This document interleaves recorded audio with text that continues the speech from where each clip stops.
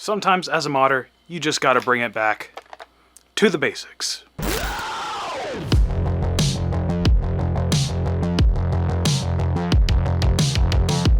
What's good, everybody? My name is Valor and welcome back to ValTek Armory. And today we're gonna be taking a quick little overview of a ValTek Custom Adventure Force Spectrum. In the terminology used by our hobby, this would be considered a Tier 1 Spectrum.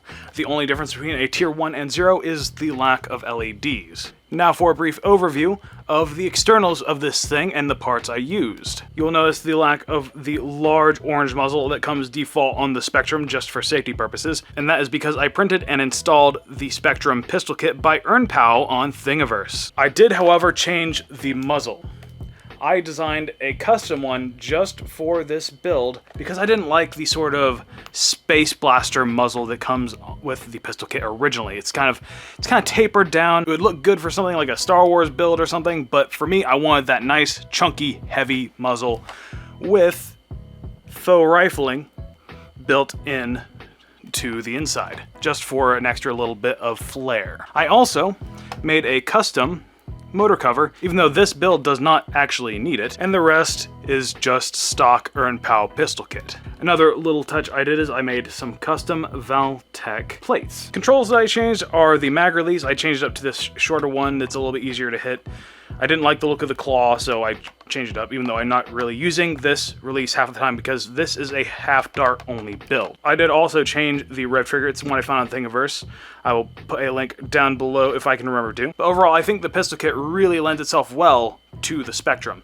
The only thing I'd add now is some sort of cap to cover the stock attachment point that adds some sling points, which I probably can find, but I'll have to do some looking later. And as you've probably been noticing, the most obvious thing about this blaster is the dark red digital camo. This was actually done with Hydro Dip film because ain't nobody got time for all that taping. The base color was the dark burgundy red, and then the gray and black digital camo was laid over top of it, which was then rinsed off and then allowed to dry before I added the extra details to break up the silhouette. That is one thing I see quite a few people who try to hydro dip their blasters do, is they'll just hydro dip the whole thing one color, or they might tape off the grip to be a different color, but they don't really break up the details by painting any of the greeblies on the blaster or trying to break it up with an extra panel or something.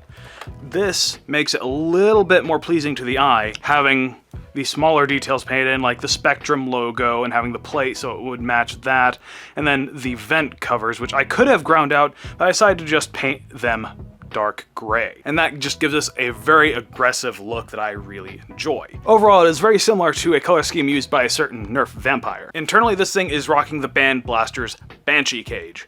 It is a single stage, 200 FPS capable flywheel cage that is made for a few different blasters now, including the Spectrum, the Strife, and the Dart Zone Pro Mark III. And it is a revelation for trying to break that glass ceiling of flywheelers. We've done this before many times, trying to break that kind of 110, 120 with stock cages and wheels, but this pushes it even further by using larger wheels, custom motors, and a special cage meant for it. And thankfully, the Spectrum has plenty of room inside to take this cage flawlessly. And that is why this is a short dart only build. I'm using an extended pusher that I found on Thingiverse. I'll drop a link to that as well. I did have to trim off the end of the pusher slightly, which is literally just a dart guide to make sure the dart stays centered, but it was interfering with the dart guide on the cage itself, so that was easy enough to do with some hobby snippers. If I'd known beforehand, I would have cut it in slicer, that way it would be more clean, but that's fine. This pusher is a bit unique, however, in the fact that it is designed for the slightly centered and slightly forward aligned adapters rather than the straight up flywheel adapters like the worker ones.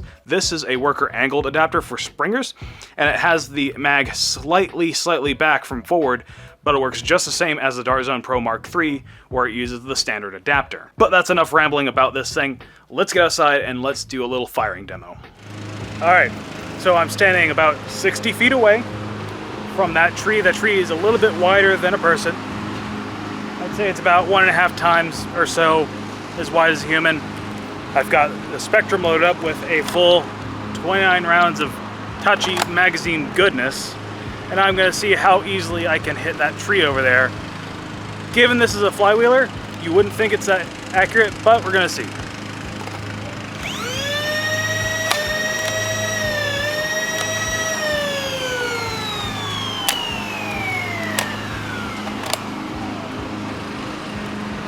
having a little bit of feeding issue with the Hitachi magazine. It's a really strong spring. Okay. Yeah, I can't really recommend using, I think this is an original strong spring one, so I'm gonna have to add a bumper to it just to make it a little bit nicer for the feeding for this thing.